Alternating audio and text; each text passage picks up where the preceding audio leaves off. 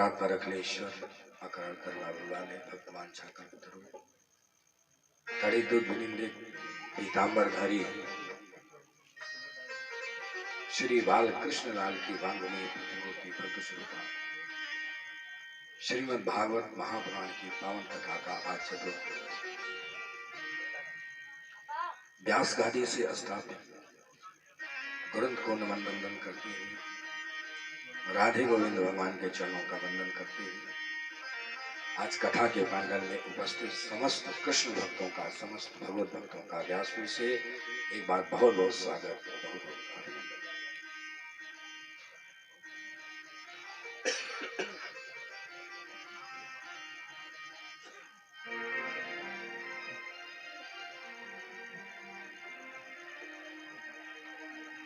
आज हम सभी ने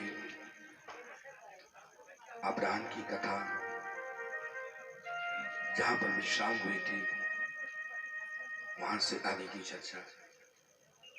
आज हमारी कथा का सौभाग्य हमारे विकास भैया आए हैं, जिनके द्वारा इस कथा में आज आपके गांव में आने का सौभाग्य मिला है। इसलिए व्यासपीठ से विकास जी के उज्जवल भविष्य के लिए, मंगलमय जीवन के लिए, दीर्घायुष के लिए, इनकी उन्नति और प्रगति के लिए व्यासपीठ से ढेर सारा आशीर्वाद।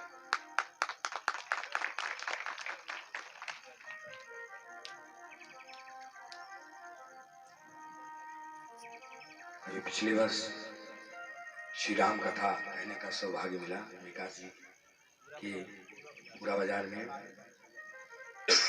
बहुत सुंदर व्यवस्था, बहुत अच्छी कथा, और अब की बार भागवत का सौभाग्य आपके ही द्वारा मिला है। मैं तो दूर मास्टर साहब को मैं जानता भी नहीं था। ये विकास भैया को बहुत बहुत आशीर्वाद, बहुत शुभकामनाएं आपको कि श्रीमद् भागवत कथा का सौभाग्य यहाँ प्राप्त। आज मौसम बहुत विपरीत था, कई जिलों में आंधी आई, कई स्थानों पर भागवत हो रही थी, पांडाल जमींदोज हो गया। लेकिन इस कथा में भी आंधी आई। आंधी तो वही थी जो सब जगह थी, लेकिन आक्रामक नहीं थी। गोविंद भगवान ने कथा का संरक्षण किया। हमारे यजमान परिवार की श्रद्धा, इनकी आस्था, इनका प्रेम, जो दिन रात मेहनत करके इन्होंने इतनी सुंदर व्यवस्था बनाई, ऐसा भव्य पांडाल, इतनी व्यवस्था। भीड़ कम हो ज्यादा हो उससे क्या फर्क पड़ता है, व्यवस्था में इन्होंने कोई कमी नहीं किया। सायंकालिक कथा में गांव के लोग ज्यादा आते हैं, दोपहर की कथा में ज्यादा भीड़ होती है क्योंकि दूर के भी लोग आ जाते हैं। तो कुल मिला के आज कृष्ण जन्म होना था। वैसे भी गोविंद भगवान का जब जन्म का समय था, आप सब तो भागवत के प्रेमी हैं, बराबर भागवत सुनते रहते हैं। जब भगवान का जन्म हुआ था कितनी आंधी आई थी, कितना तूफान आया था। भगवान तो आने से पहले ही तूफान लेकर गए, और जब भगवान का जन्म हुआ और जब तक भगवान स्वधाम गमन नहीं कर गए तब तक तूफानों से खेलते रहे। यही तो शूरवीर है जो तूफानों से खेले। यही तो गोविंद भगवान उनको शिक्षा देते हैं भागवत से। जिंदगी को इतना आसान मत समझिए जितना आसान लोगों को लगता है। वैसे तो जिंदगी सबकी बीत जाती है। एक कुत्ता भी भगवान के भरोसे सड़क पर पड़ा रहता है, कहीं कहीं से उसकी भी व्यवस्था हो जाती है। और अगर मनुष्य भी यही करता रहा, केवल रोटी के लिए कोल्हू के बैल की तरीके से जिंदगी भर मरता खाता रहा और खूब बड़ा टंडीला खड़ा किया और यही सब छोड़ के चला गया, ऐसे व्यक्ति को हमारे शास्त्रों में बुद्धिमान नहीं मूर्ख कहा जाता है। मूर्ख जिसने अपने लिए कुछ नहीं किया। मैं परसों से कथा में बात बता रहा हूं। आपने जिंदगी में भौतिक सफलताएं आपने कितनी अर्जित की हैं, उसका उतना ज्यादा महत्व नहीं है। आध्यात्म के क्षेत्र में आपने क्या काम किया, कुछ अपने लिए किया कि नहीं किया? नहीं महाराज, अपने लिए तो नहीं किया, तो बेकार हो गया। ये मनुष्य जीवन तो आपको इसीलिए मिला था। 84 लाख योनियों में भटकते भटकते भटकते भटकते पुनरति जननम पुनरित मरणम पुनरति जननी जठरे शयनम। ये अवसर था। ये मनुष्य जीवन क्या है, एक सौभाग्य है, एक अवसर है, वो आपको प्राप्त है। इस मनुष्य जीवन के द्वारा आप जो चाहें वो हासिल कर सकते हैं। परमात्मा ने मनुष्य को युवराज बना करके भेजा है। परमात्मा कौन है? राजा। और हम सब कौन है? उस परमात्मा के राजकुमार। और राजा को अपने युवराज से क्या अपेक्षाएं होती हैं आप सब जानते हैं। राजा यही चाहता है कि मेरा राजकुमार बिल्कुल मेरे हिसाब से कार्य करे, जो मुझे पसंद है वो कार्य करे। तो राजा को क्या पसंद है? उस परमात्मा रूपी राजा को, परमात्मा रूपी राजा को यही पसंद है कि मेरा आत्मा रूपी राजकुमार अपनी नाव में असंख्यों को बैठा करके इस भव सागर को पार करके दिखा दे। यही परमात्मा की अपेक्षा है। और यदि आप अपनी नाव में पहले तो कोशिश करिए खुद पार होने की, क्योंकि मझधार में तो फंसे हैं ना, पार तो होना ही पड़ेगा। कोई मझधार में तो रहेगा नहीं, पार तो करना पड़ेगा उसे। लेकिन कोशिश करिए कि आप पार जाने से पहले अपनी नाव में कुछ और लोगों को भी बैठा लीजिए। ये जीवन की सार्थकता है। और मरने से पहले काम कर दे। ऐसी मृत्यु यदि होती है तो ऐसी मृत्यु वास्तव में बड़भागियों को प्राप्त होती है। हमारे देश के राष्ट्र कवि मैथिली शरण गुप्त की रचना, विचार लो कि मृत्यु हो न मृत्यु से डरो कभी,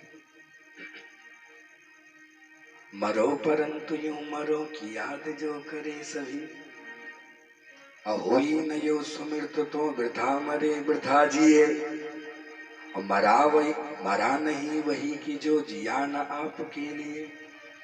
और यही पशु प्रवृत्ति है कि आप ही चरे, और मनुष्य है वही कि जो मनुष्य के लिए। राष्ट्र कवि की कितनी सुंदर। अपने दुख में रोने वाले मुस्कुराना सीख ले, और तू किसी के दर्द में आंसू बहाना। ये जीवन यदि ऐसा बन पाए तो जीवन की सार्थकता है। बोलिए आनंद कंद भगवान की जय। तो ये तो विषय से अलग बातें थी, जिसके लिए हमें जीवन प्राप्त हुआ है, जिसके लिए मैं बराबर कथा में चर्चा कर रहा हूँ। चौपाइयों के माध्यम से, शायरियों के माध्यम से, गीतों के माध्यम से, दृष्टांत के माध्यम से कथा में हर सब्जेक्ट पर चर्चा कर रहा हूँ। तो आइए हम प्रसंग की ओर चलते हैं।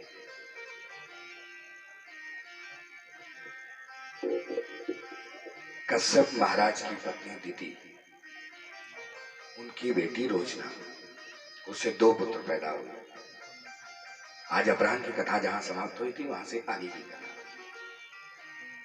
2 पुत्र पैदा हुए, एक का नाम था विश्वरूप और एक का नाम था सन्निवेश। विश्वरूप देवताओं का गुरु बना। तो राजा परीक्षित ने प्रश्न किया शुभदेव भगवान से कि प्रभु, देवताओं के गुरु तो बृहस्पति है, तो ये विश्वरूप को देवताओं का गुरु बनने का सौभाग्य कैसे प्राप्त हुआ? ये कौन सा ऐसा कारण पैदा हो गया जिसके बदौलत विश्वरूप को देवताओं को गुरु बनाना पड़ा? तब शुभदेव भगवान ने श्रीमद् भागवत कथा का विस्तार करते हुए राजा परीक्षित से कहा, राजन, एक समय की बात है, देवराज इंद्र अपनी सभा में नाच गान का आयोजन देख रहे थे। उसी वक्त बृहस्पति देवता का आगमन हुआ। अपने गुरु को आया हुआ देखा, लेकिन अनदेखा कर दिया।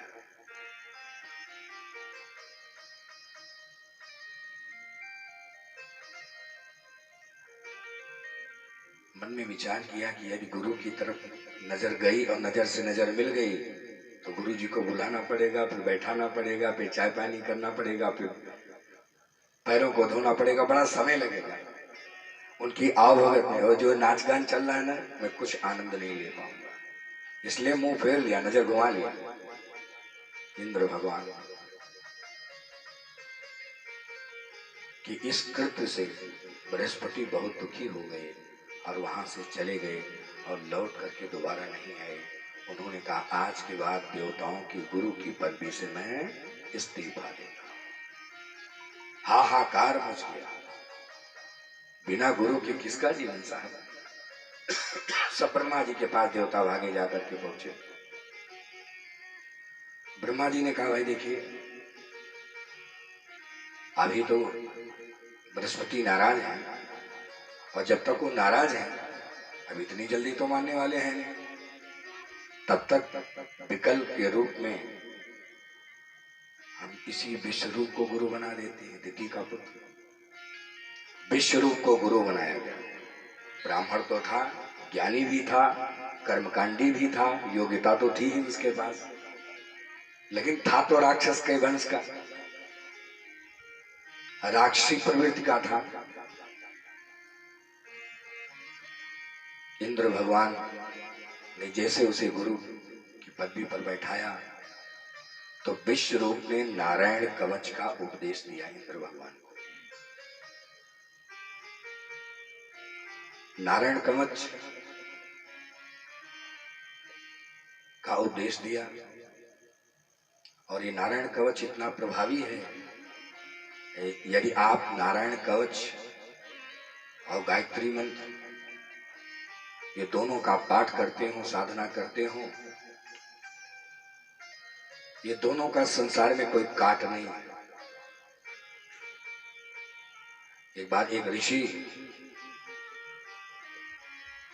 उनकी मृत्यु हो गई, नारायण कवच का पाठ करते थे। उनकी चिता जला दी गई और चित्ररथ नाम का गंधर्व रथ पर बैठ करके आसमान से जा रहा था, बस उसका विमान ही नीचे चला गया। तो बालकेली नाम के एक ऋषि थे, उनसे पूछा कि महाराज जी सब क्या है, हमारा विमान तो बिल्कुल ठीक ठाक है, नीचे कैसे चला गया। तो बताया एक नारायण कवच का पाठ करने वाले ऋषि वो ब्रह्मलीन हो गई, इसी स्थान पर उनको समाधि दी गई थी। उनकी हड्डी में इतना चुंबकत्व है, आज मरने के बाद भी वो चुंबक बना हुआ है, उसी के चुंबकत्व के प्रभाव से आपका विमान नीचे आ गया। मरने के बाद हड्डी में इतनी शक्ति है, सोचिए आप तो जिंदा होंगे तो कैसे रहेंगे। ये सब साधना का प्रभाव है। तो नारायण कवच का उपदेश किया इंद्र को और अब विश्वरूप का नियम बन गया। विश्वरूप प्रतिदिन यज्ञ करता था, जोर जोर से तो देवताओं के मंत्र की आहुति देता था और धीरे से राक्षसों के मंत्र की आहुति दे देता था। बस एक दिन नजर पड़ गई इंद्र भगवान की और इंद्र भगवान ने उसी वक्त अपने वज्र से उसके 3 सिर, श्रीमद् भागवत में तो नहीं लिखा है, उसका नाम था त्रिशिरा, भागवत में नहीं लिखा, ये देवी भागवत में लिखा है। क्योंकि मैं देवी भागवत ही कहता हूं, मैंने उसका अध्ययन किया। देवी भागवत में इसका नाम है त्रिशिरा विश्वरूप, उसके 3 सिर थे और वज्र से उसके 3 सिरों को काट दिया, उसकी मृत्यु हो गई और इंद्र भगवान को ब्रह्म हत्या लग गई। तब तक तो बृहस्पति मान गए थे, देवताओं ने समझा बुझा करके उनको गद्दी पर बैठा दिया। कहा महाराज हम क्या करें। बृहस्पति ने कहा कि अब तुम्हें ब्रह्म, क्योंकि तुमने ब्राह्मण की हत्या की है, ब्राह्मण कितना भी पाप करे उसे जान से नहीं मारना चाहिए। कितना भी ब्राह्मण पापी हो उसे जान से नहीं मारना चाहिए। क्यों? ये बात मैंने परसों की कथा में बताया था। क्योंकि बंदौ प्रथम महीसुर चरना, बंदौ प्रथम महीसुर चरना, मोह जनित संशय सब हरना, मोह जनित संशय सब हरना, बंदौ प्रथम महीसुर चरना, बंदौ प्रथम चरना। गोस्वामी जी जब देवताओं की वंदना करते हैं रामायण में, जब ब्रह्मांड के सारे देवताओं की वंदना हो जाती है तो फिर धरती की देवता की वंदना करते हैं। तो धरती का देवता कौन है? बंदौ प्रथम महीसुर चरना। धरती का जो देवता है वो कौन है? वो है ब्राह्मण। इसलिए श्रीमद् भागवत में लिखा है, ब्रह्म बंधुर हंतव्या आतताई वधार हड़ा। जब द्रोणाचार्य का पुत्र अश्वत्थामा ने द्रौपदी के 5 पुत्रों की हत्या कर दी, तो भगवान से पूछा 5 पांडवों ने कि प्रभु बताइए इसे क्या दंड दिया जाए? इसने तो 5 लोगों की हत्या की है। अब नियम तो ये होना चाहिए कि इसे 5 बार फांसी होनी चाहिए, लेकिन हत्या तो चाहे 1 लाख लोगों की कर दीजिए, फांसी 1 बार होगी, मरना तो 1 ही बार है। 1 लाख बार तो मरेंगे नहीं, 1 बार लटके काम खत्म। तो 5 बार 5 लोगों की हत्या की तो फांसी तो 1 ही बार होगा। तो प्रभु से पूछा, प्रभु इसको क्या दंड दिया जाए? वैसे तो ये मृत्यु दंड का अधिकारी है, क्योंकि इसने मासूम बच्चों की हत्या की, इसका अपराध अक्षम्य है।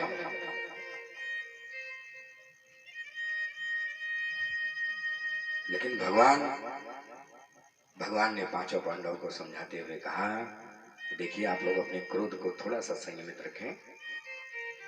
ये ब्राह्मण है और एक तो गुरु का पुत्र है। द्रोणाचार्य ने जो विद्या इसे नहीं सिखाई वो तुम 5 पांडवों को सिखाई।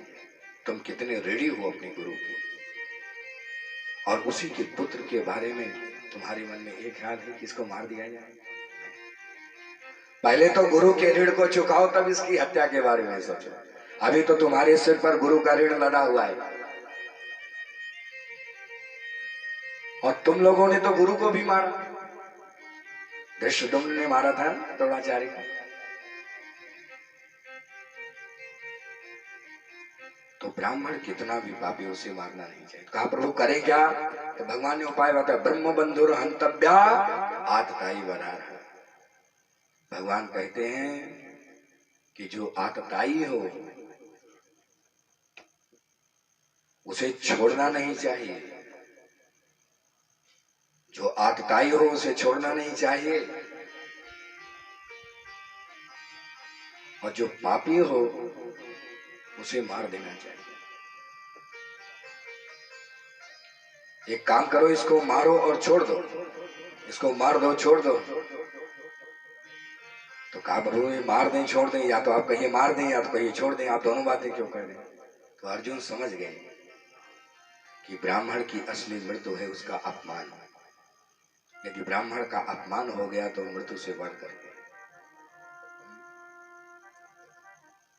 तो उसके बालों को कई जगह से मुंडन करके 4-5 चोटी छोड़ करके उसको छोड़ दिया गया था। ये ब्राह्मण का अपमान किया गया। तो मेरे कहने का अर्थ है कि ब्राह्मण को जान से नहीं मारना चाहिए, वो कितना भी पापी क्यों ना हो। उसे और कोई सजा दे दीजिए और उसके प्राण हरण मत करिए। और यहाँ तो इंद्र भगवान ने उसे मार दिया, ब्रह्म हत्या लग गई। अब इंद्र बृहस्पति ने कहा भाई देखिए इससे छूटने का तुम्हें उपाय करना पड़ेगा। कहा प्रभु क्या करें? कहा बस एक ही काम करो, इसको 4 जगहों पर बांट दो। तो इंद्र भगवान ने उस ब्रह्म हत्या को 4 स्थानों पर बांट दिया।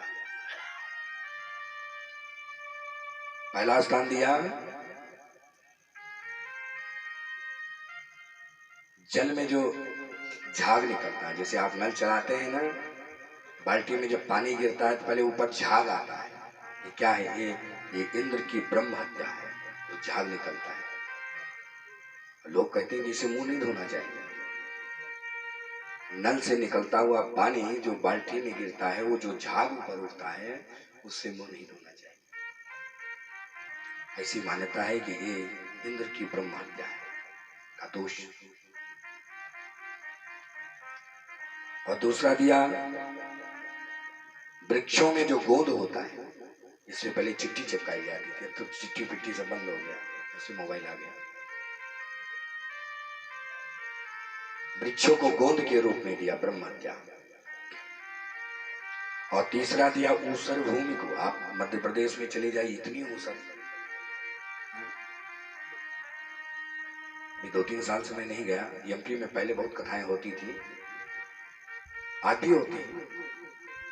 और उधर इतनी राट एरिया है, क्षेत्रफल के मामले में अपने भारत देश में सबसे ज्यादा बड़ा प्रदेश है एमपी, जनसंख्या के मामले में यूपी नंबर 1। तो वहां तो ऊसर भूमि, ये ब्रह्म हत्या ऊसर भूमि को दे दिया। और चौथा किसको दिया? चौथा दिया स्त्री को मासिक धर्म के रूप में। ये 4 स्थानों पर ब्रह्म हत्या को बांध दिया। इंद्र और उस ब्रह्म हत्या से मुक्त हो गए। लेकिन देखो भाई, जिसका बेटा मर जाएगा वो चैन से थोड़े बैठेगा। त्वष्टा मुनि विचार करने लगे कि मैं अपने बेटे की मृत्यु का बदला कैसे लूं। तब उन्होंने एक बहुत बड़े यज्ञ का आयोजन किया। एक बहुत बड़े यज्ञ का आयोजन किया।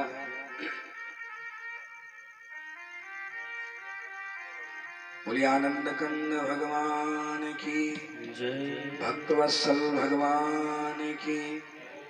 और जैसे यज्ञ में आहुतियां होने लगी, थोड़ी सी मंत्र में त्रुटि हो गई और उसी कुंड से वृत्तासुर की उत्पत्ति हो गई। और त्वष्टा मुनि को प्रणाम करते हुए वृत्तासुर ने कहा कि मेरे लिए क्या आज्ञा है? कहा तुम्हारे भाई की इंद्र ने हत्या की है, तुम जाओ और अपने भाई की मृत्यु का बदला लो। वृत्तासुर सेना सजा करके पहुंच गया, इंद्रलोक पर आक्रमण कर दिया। इंद्र भगवान तो भागते फिरे। इंद्र का ना आता है ना पता है। इंद्र कई बार लड़ने की कोशिश किए तो पराजित हो गए। बृहस्पति के पास जाकर के चरणों में गिरे, कहा महाराज इस दुष्ट से तो पिंड छोड़ाना बड़ा मुश्किल है। ये बार बार आक्रमण करता है, बार बार मैं भागता हूं तो जबरन युद्ध करता है और मुझे पराजित कर देता है। कोई उपाय बताइए। तो उपाय बताया। कहा एक ही उपाय है, अगर कोई ऋषि की हड्डी का वज्र बनाया जाए तो उसके द्वारा ही इसकी मृत्यु हो सकती है, बाकी इसका कोई और उपाय है। तब इंद्र भगवान कुछ देवताओं को साथ में लेकर के और दधीच मुनि के आश्रम पर जाकर के पहुंचे और दधीच मुनि से कहा कि महाराज मैं आपसे कुछ मांगना चाहता हूं, लेकिन संकोच बस कह नहीं पा रहा हूं। संकोच इस बात का है कि मैं जो चीज मांगना चाहता हूं वास्तव में वो देने की वस्तु नहीं है। मुझे लगता है कि आप हो सकता है इनकार कर दें, लेकिन यदि आप इनकार कर देंगे तो भगवान का कार्य पूरा नहीं होगा। दधीच ने कहा इतना लंबा प्रवचन देने की क्या जरूरत है, थोड़े में ही कह दो क्या चाहिए तुम्हें। कहा महाराज हमें आपका शरीर चाहिए। कहा मेरा शरीर लेकर क्या करोगे? पूरी बात बताया। कहा किस तरीके से वृत्तासुर बार बार मेरे ऊपर आक्रमण करता है, मैं पराजित हो जाता हूं। और बृहस्पति ने कहा मेरे गुरु ने मुझे समझाया कि किसी संत का, किसी ऋषि की हड्डी का वज्र बनाया जाए, उसी के द्वारा इसकी मृत्यु हो सकती है। दधीच ने सारी बात सुना और सुनने के बाद कहा कि हे देवराज तुम्हारी बात छोड़ दो। यदि अगर विष्णु भगवान भी आकर के मुझसे मांगे तो मैं अपना शरीर दान करने वाला। अरे बताइए शरीर भी कोई दान करने की चीज है? देवराज इंद्र निराश हो गए, देवता भी निराश हो गए। ओहो तो बड़ा गड़बड़ हो गया। हम तो जिस उद्देश्य से आए थे वो पूरा नहीं हुआ, अब क्या होगा? अब तो देवताओं के ऊपर बहुत बड़ा संकट आने वाला है। तब देवताओं ने कुछ बातें कही मनुष्य जीवन के संदर्भ में कि मनुष्य जीवन श्रेष्ठ कर्म के लिए मिला हुआ है। यदि आप इसको श्रेष्ठ कर्म में लगा देते हैं आपका जीवन सार्थक हो जाएगा। कहा बस यही पहले बोल दिया होता तो मुझे इतना कहने की जरूरत क्या थी। बोलो आनंद कंद भगवान की जय। अरे देवताओं ये शरीर क्या है? ये शरीर क्या है? ये तो आज नहीं तो कल नष्ट हो ही जाना है। ये क्षणभंगुर देह पंचभौतिक शरीर एक दिन फिर पंचभौतिक पदार्थों में जाकर के विलीन हो जाना है। मैंने तो केवल तुम्हें इसलिए इनकार कर दिया था कि मनुष्य जीवन से संदर्भित कोई बात तुम बोलो ताकि संसार का कल्याण हो। ये शरीर मरण धर्मा है, मैं इसे अवश्य, यदि भगवान के काम करने का ऐसा अवसर उपस्थित हुआ है और मेरे शरीर के उपयोग से किसी का कल्याण हो रहा है, तो इसे देने में मुझे कोई संकोच। तुरंत गाय माता को बुलाया, अपने शरीर पर पदार्थ लगाया। गाय माता ने पूरा शरीर चाट लिया और हड्डी हड्डी छोड़ दिया, और उस हड्डी से विश्वकर्मा ने वज्र बनाया और वज्र लेकर के इंद्र भगवान को दे दिया। और इंद्र भगवान अब सेना सजा करके युद्ध स्थल पर जाकर के तो बहुत भयंकर युद्ध हुआ, बहुत भयंकर युद्ध हुआ। लेकिन क्या हुआ, जैसे वज्र उठाए मारने के लिए उसे, तैसे उसने वज्र में परमात्मा का दर्शन किया और सिर झुका दिया। युद्ध बंद हो गया और भगवान से कुछ प्रार्थना करा। उसी वज्र के अंदर उसे परमात्मा का दर्शन हो रहा है। चक्र सुदर्शनधारी भगवान चतुर्भुज रूप में उसे दर्शन दे रहे हैं। उसी वज्र में वो प्रभु का दर्शन कर रहा है और भगवान से कुछ मांगता है। श्लोक में लिखा है, क्या मांगता है? अजात पक्षायु मातरम खगा आस्तमयनम वत्स तारा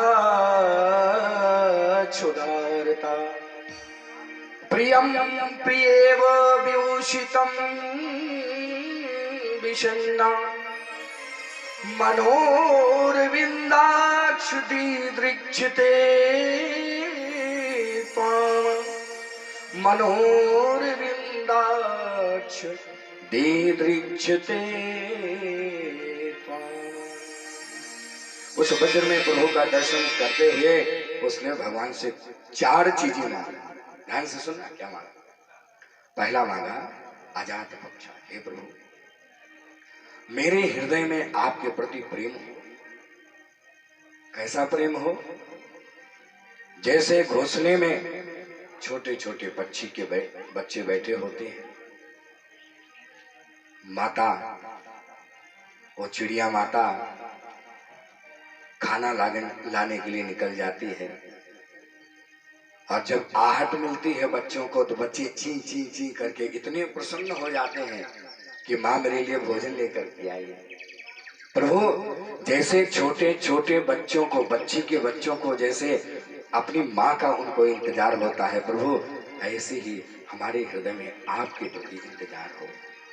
भगवान ने कहा ये तो भूख का भजन हो रहा है, बच्चे भूखे हैं ना इसलिए ची ची करते हैं। अब बताइए जब माँ खाना खिला देती है तो क्या बच्चे घूम करके माँ को देखते हैं? नहीं देखते ना। इसका मतलब भूख का भजन हो रहा था, यहाँ कोई प्रेम नहीं है। तब दूसरा उदाहरण दिया, अस्तनयम वत्स ताराक्षुधार्था। गाय माता गोधूल वेला में जब गाय के वापस आने का समय हो जाता है तो बछड़ा खूंटे पर बंधा रहता है। दिन भर उसको कोई दिक्कत नहीं, खा पी करके मस्त। लेकिन जब गाय के वापस लौटने का समय हो जाता है तो देखिए बछड़ा क्या करता है।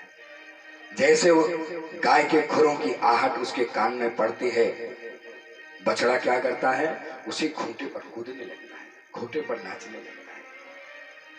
जैसे उस बच्चे के अंदर अपने माँ से मिलने की बेचैनी है प्रभु, ऐसे हमारे हृदय में भी आपसे मिलने की बेचैनी। भगवान ने कहा यहाँ भी भूख का भजन हो रहा है। बच्चा माँ से क्यों मिलना चाहता है? क्योंकि दिन भर का भूखा है, उसे दूध चाहिए। और गाय माता जब आकर के दूध पिला देती है तो बच्चे के अंदर वो तड़प नहीं रह जाती जो पहले थी। दूध पीने के बाद तड़प समाप्त हो जाती कि नहीं हो जाती? और देखो मुंह घुमा लेती है दूसरी तरफ, बच्चा वहां खड़ा है, गाय माता वहां खड़ी है, भूल कर भी गाय माता को नहीं देखता। यहाँ भी भूख का भजन हो रहा है।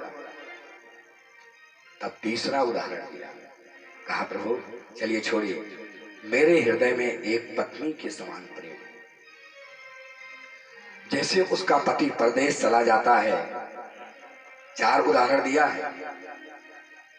जैसे पति परदेश चला जाता है और परदेश से आने का समय जब होता है तो पत्नी कितनी बेचैन हो जाती है। आज मेरे पति के आने का समय, आज उनका टिकट है। एक उदाहरण दिया। एक बार एक स्त्री, उसका पति नौकरी पर जाने वाला था, तो पत्नी से कहा कि भाई देखो, अब मैं हो सकता 6 महीने या 1 साल में ना हूं, तो कोशिश करता हूं कि अगले महीने ही आ जाऊं। नई नई शादी हुई थी, तो पत्नी ने पति से कहा कि आप जो है, अब की बार आप 1 महीने बाद आ जाइए, बाद में चाहे आप 6 महीने में आ जाएगा, 1 साल में आ जाएगा, आपकी बार आ जाइए, नहीं तो इतने दिन में कैसे इंतजार करूंगा, कैसे प्रतीक्षा करूंगा। अच्छा, पत्नी जो है वो पढ़ी लिखी नहीं थी, एकदम अनपढ़ गंवार, उसके लिए कालाक्षर भैंस के बराबर था।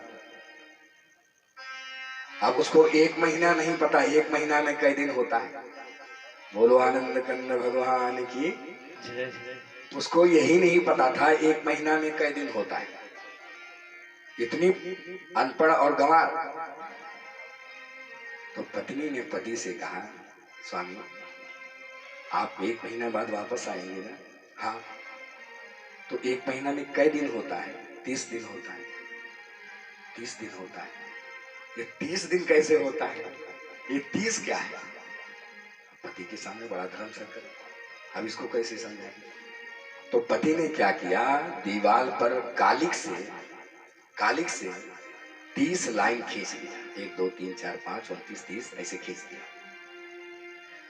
कहा रोज सुबह 4 से उठना और 1 लाइन मिटा देना, फिर अगले दिन उठना, फिर 1 लाइन मिटा देना, फिर ऐसे तीसरे दिन, फिर चौथे, ऐसे मिटाती जाना।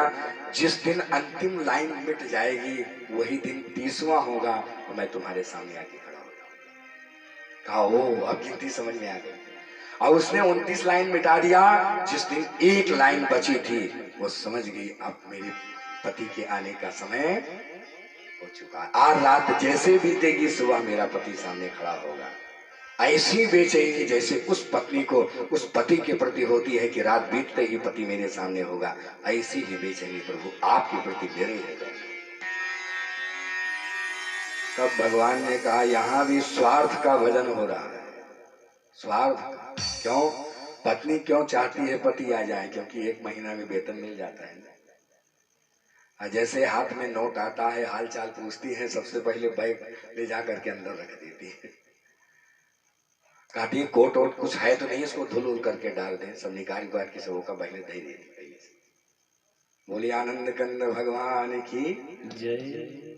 तो भाइयों यहाँ भी स्वार्थ का भजन हो रहा है, कुछ पाना है पति से, इसीलिए इतनी बेचैनी है। ये प्रेम वाली बेचैनी नहीं है, ये स्वार्थ की बेचैनी है।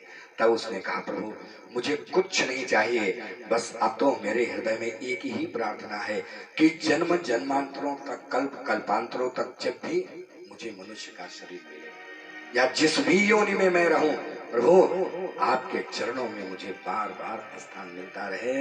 मेरी आंखें निरंतर आपका दर्शन करती रहें, मेरे हाथ निरंतर आपके चरणों की सेवा करते रहें, मेरे पैर निरंतर आपके प्रतिमा विग्रह की उपासना की तरफ बढ़ते रहे। प्रभु बस यही आपसे प्रार्थना है। इतना कह करके जैसे प्रभु को सर झुकाया, उस वज्र के अंदर में चतुर्भुज नारायण भगवान ने हाथ उठा करके आशीर्वाद दिया और उसी में प्रभु अंतर्धान। उसे तो होश ही नहीं था कि मैं युद्ध स्थल पर खड़ा हूं। तब अचानक उसे याद आया, अरे इंद्र तो सामने खड़ा है। अरे इंद्र तू तो डरपोक है, मैं तुझसे क्या युद्ध करूं, तू भाग जा इंद्रलोक को, तू कायर है, मैं तुझ पर अस्त्र शस्त्र का प्रयोग नहीं करूंगा। इंद्र के हाथ में जब वज्र देखा, कहा तू यदि मुझे मारना चाहता है तो वज्र का प्रयोग कर, बिना इसके मैं मरने वाला नहीं। और इंद्र के करीब आया वृत्तासुर और एक हाथ मारा, ऐरावत हाथी सहित इंद्र जमीन पर जमी दो वज्र छटक करके दूर जाकर के गिरा। अब इंद्र को इतनी शर्म लगे वज्र उठाने, कैसे उठा करके मारे इसे। और अंत में वज्र उठाया और जैसे मारने को दौड़े, वृत्तासुर ने इंद्र को पकड़ लिया और सीधे नाश्ता कर लिया। इंद्र का ही नाश्ता कर लिया। इंद्र पेट में पहुंच गए। 1 वर्ष तक इंद्र भगवान वृत्तासुर के पेट में रहे और 1 वर्ष के बाद वृत्तासुर के कुक्षी पर अपने वज्र से इंद्र भगवान ने प्रहार किया। ये भागवत में लिखा है, लेकिन इसकी उल्टी कथा लिखा हुआ है देवी भागवत। वहां तो समुद्र के फेन से वृत्तासुर का वध होता है। इसमें भ्रम होने की जरूरत नहीं कि 2 कथाएं 2 तरीके से क्यों लिखी, क्योंकि ये सब कथाएं अलग अलग मनवंतरों में लिखी गई, इसलिए कथाओं में भेद है। तो यहां उनकी कुक्षी पर प्रहार किया वज्र से और कुक्षी फटी और इंद्र भगवान बाहर निकले। इस तरीके से वृत्तासुर का वध हो गया।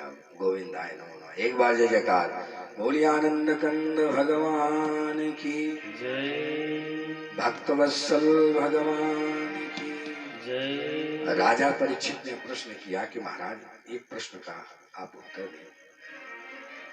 ये वृत्तासुर कोई युद्ध स्थल पर अचानक उसे वज्र के अंदर भगवान का दर्शन हुआ, ऐसा क्यों? तब कहा ये इसके पूर्व जन्म की घटना है।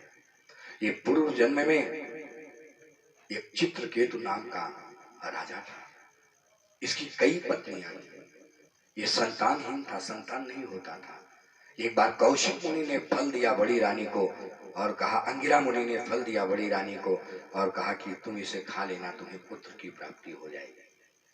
और जैसे बड़ी रानी ने फल खाया, गर्भ से हुई, तो जो और रानियां थी, सौत थी, उनको डाह हो गया कि हम निसंतान हैं और बड़ी रानी को अब संतान होने जा रही है, ऐसा नहीं होगा। तो जहर दे दिया बड़ी रानी को और गर्भ का बालक गर्भ में ही मृत्यु को प्राप्त हो गया। मरा हुआ बच्चा जन्म हुआ।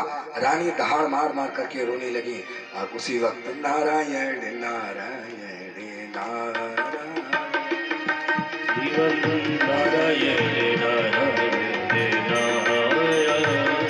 शीश मुकुट मकराकृति कुंडल, शीश मुकुट मकराकृति कुंडल और शंख चक्र गदा धारण। श्रीमन नारायण नारायण नारायण श्रीमन नारायण नारायण नारायण बजरी नारायण नारायण नारायण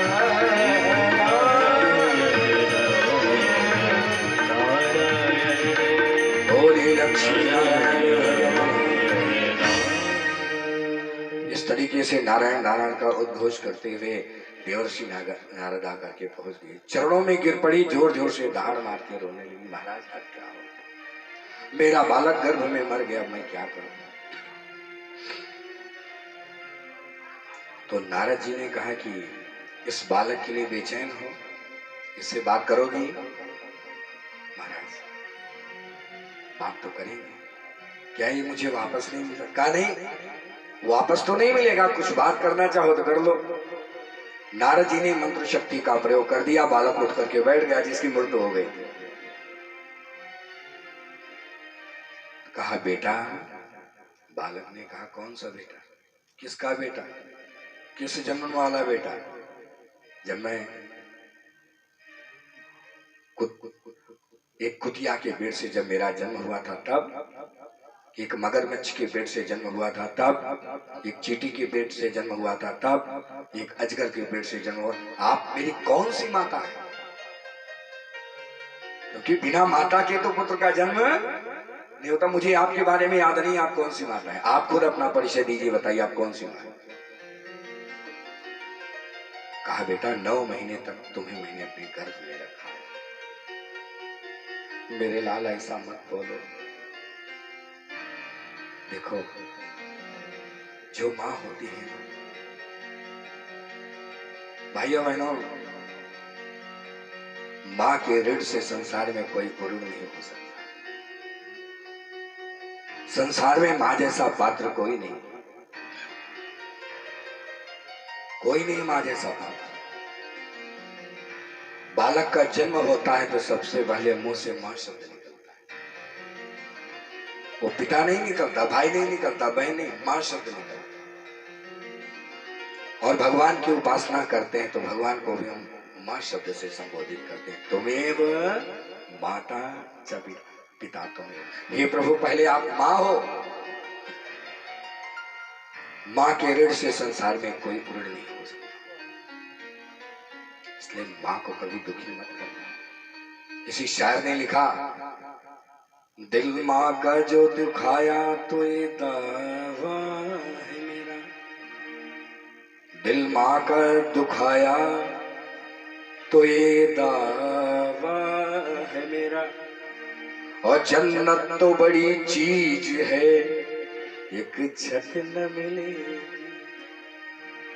जन्नत की बात छोड़ दो, एक छत के लिए तरस जाओगे यदि माँ ने अंतरात्मा से शाप दे दिया। माँ के ऋण से कभी ऋण नहीं हो सकता। किसी ने बड़ा सुंदर लिखा है माँ के बारे में, माता ने जो कष्ट उठाया वह ऋण कभी न जाए चुकाया। माता ने जो कष्ट उठाया वह ऋण कभी न जाए चुकाया, और उंगली पकड़ कर चलना सिखाया, और ममता की दी शीतल छाया। और जिनकी गोदी में पल कर हम कहलाते होशियार, की हम पर किया बड़ा उपकार, की हम पर किया बड़ा उपकार। ऐसी है माँ। और पिता ने हमको योग्य बनाया, और कमा कमा कर हमें खिलाया। पिता ने हमको योग्य बनाया, और कमा कमा कर हमें खिलाया, और पढ़ा लिखा गुणवान बनाया, और जीवन पथ पर चलना सिखाया। और जोड़े जोड़े अपनी संपत्ति का, और जोड़े जोड़े अपनी संपत्ति का बना दिया हकदार, की हम पर किया बड़ा उपकार, की हम पर किया बड़ा उपकार। तो प्रातः काल उठ के रघुनाथ, और मातु पिता गुरु नाम, और आय सुमागी और करे ही बुरे काजा, और देखी चरित हर्ष मन राज। ऐसे थे भगवान। आया सुमागी, बिना आज्ञा मांगे कभी भगवान किसी कार्य का शुभारंभ नहीं करते। अपने माता पिता की आज्ञा को इतना महत्व दिया प्रभु ने। मर्यादा पुरुषोत्तम है ना, जो करेंगे वही तो दुनिया करेगी। इसीलिए मैं कथा में बार बार कहता हूं, जो राम जी ने किया है वो करो, और जो कृष्ण ने कहा है वो करो। जो राम जी ने किया है वो करो, और जो कृष्ण ने कहा है वो करो। जो कृष्ण ने किया है वो मत करो।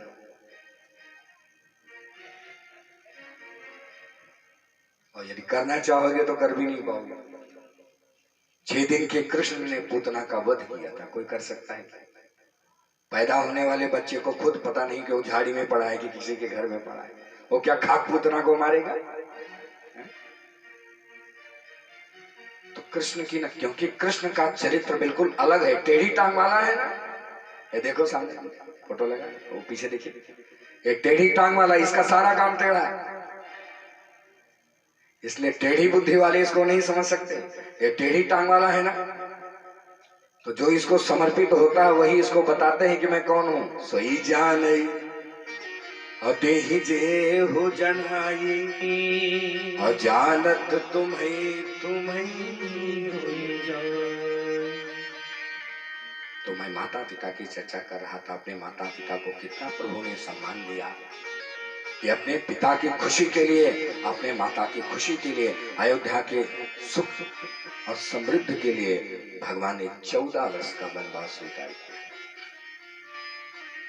इसलिए मां को कभी दुखी मत करना। देखो बालक बार बार कह रहा है, किस जन्म की मां हो तुम, जरा बताओ तो सही। ओ मां रोने लगी। नारद जी से कहा, महाराज इस बालक को आप ही समझाइए। 9 महीने तक कोख में मैंने रखा, मैं इसे कैसे अपना परिचय दूं और कैसे इसका परिचय इसे खुद बताऊं। नारद ने कहा, बस परिचय हो गया, अब इसके आगे परिचय नहीं। बालक तुरंत जमीन पर गिरा और शांत हो गया। जितना प्रारब्ध है उतना ही मिलेगा, उससे ज्यादा नहीं मिलेगा। जो पूर्व में मैं कमाया है ना, वही सामने आएगा। इतने समय का संबंध था, संबंध पूरा हो गया। तो चित्रकेतु राजा था ना, उसने पत्नी को समझाया, कहा भाग्यवान प्रभु जितना दे दे उतनी में प्रसन्न रहना चाहिए। एक बड़ी सुंदर बात है, ध्यान से सुनना। सुनिए, कभी जीवन में ये मत सोचिए कि आधा गिलास पानी भरा है, ऐसा मत सोचिए। आधा गिलास खाली है, खाली के बारे में मत सोचिए। ये सोचिए कि आधा गिलास भरा तो है। आप अपने से हमेशा नीचे वालों के बारे में विचार करिए, तो लगेगा कि प्रभु ने आपके ऊपर कितनी बड़ी कृपा की है। जो किसी को नहीं दिया वो तुमको दिया, जो किसी को नहीं दिया वो आपको मिला हुआ है। जो मिला है उसके बारे में परमात्मा को धन्यवाद दो। प्रभु कितने को तो ये भी नसीब नहीं। मुझे तूने भगवन बहुत कुछ दिया है, तेरा शुक्रिया है, तेरा शुक्रिया। मुझे तूने भगवन बहुत कुछ दिया है, तेरा शुक्रिया है, तेरा शुक्रिया है, तेरा शुक्रिया है, तेरा शुक्रिया है। तो आप हमेशा उस परमात्मा को धन्यवाद दीजिए। और चित्रकेतु ने पत्नी को समझाया, कहा देवी बस प्रभु को धन्यवाद दो कि जो तुम्हें मिला है वो कितने को भी नसीब नहीं है ना। और इस तरीके से चित्रकेतु ने जाकर के संकर्षण देव की उपासना की और विद्याधर लोक की प्राप्ति। और एक बार विमान में पत्नी सहित कैलाश पर्वत के ऊपर से गुजर रहा था।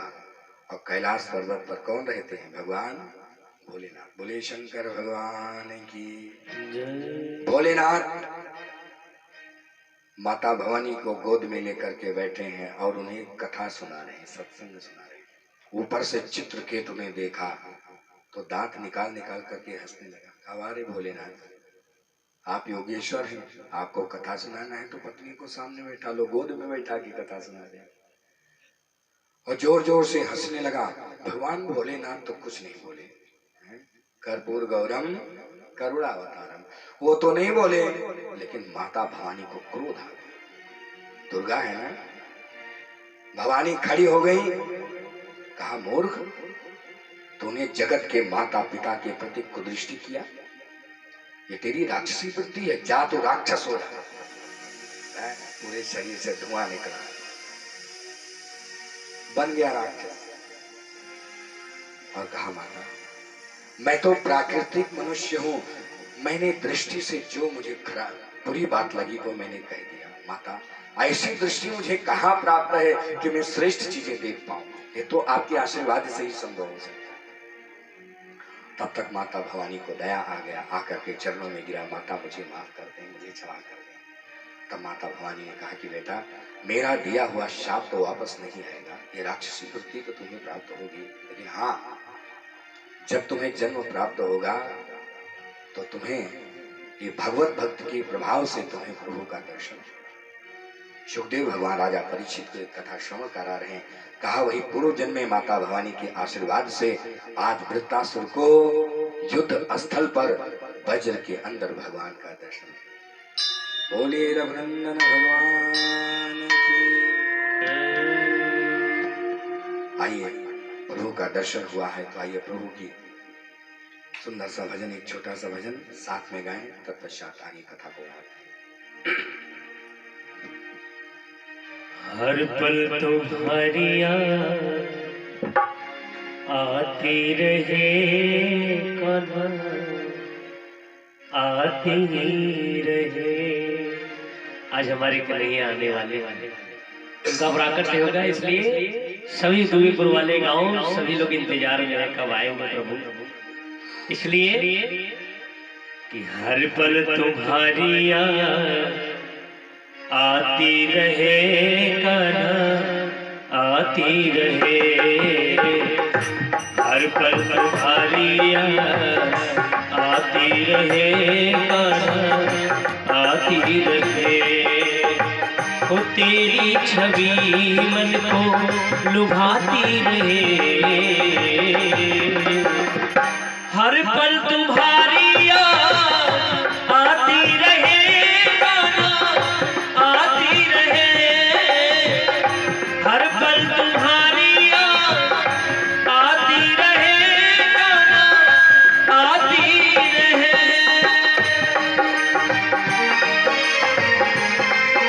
जय हो।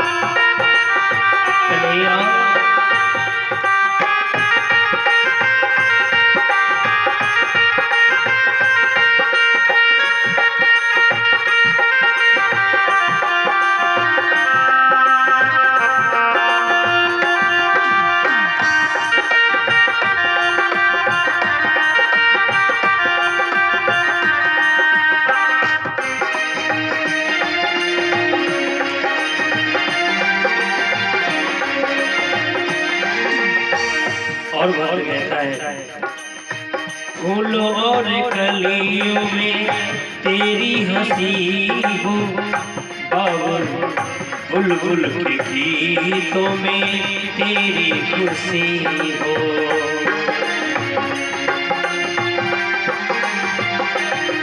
ओ फूलों और कलियों में तेरी हंसी हो, बुलबुल के गीतों में तेरी खुशी हो। बुलबुल के गीतों में तेरी खुशी हो। बाड़ी में तेरे गुणे गाती रहे, गाती रहे। हर पल तुम्हारी आती रहे कन्हा, आती रहे। और तेरी छवि मन को लुभाती रहे। हर पल तुम्हारी आती रहे कन्हा, आती रहे। हर पल तुम्हारी आती रहे कन्हा, आती रहे।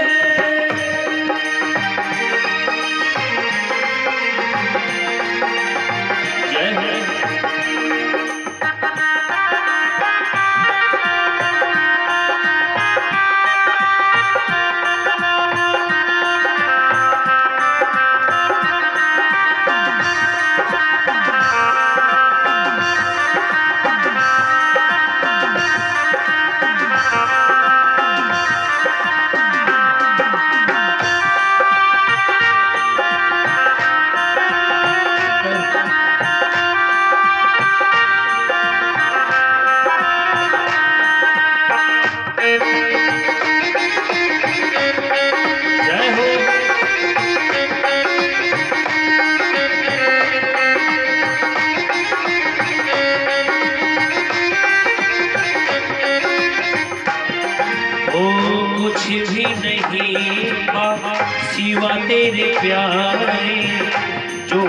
भी था तेरे हवाले।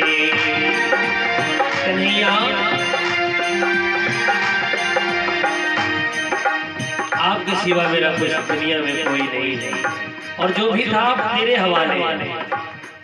ओ कुछ भी नहीं था सिवा तेरे प्यारे, जो कुछ भी था सब तेरे हवाले। जो कुछ भी था सब तेरे हवाले। नैनों में तेरी छवि समाती रहे कान्हा, समाती रहे। हर पल तुम्हारी याद आती रहे कान्हा, आती रहे। जय हो कन्हैया। कहाँ हो तुम प्यारे?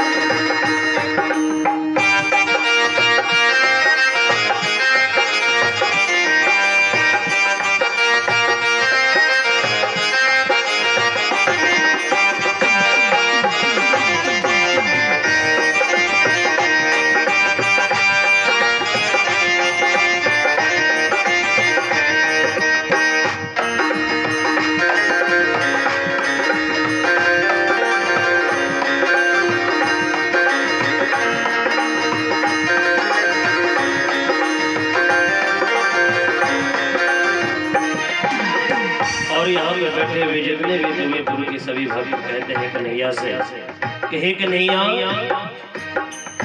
प्रभु हमें भक्तों की चाह यही है, कृष्ण मिलने की आस जगी है।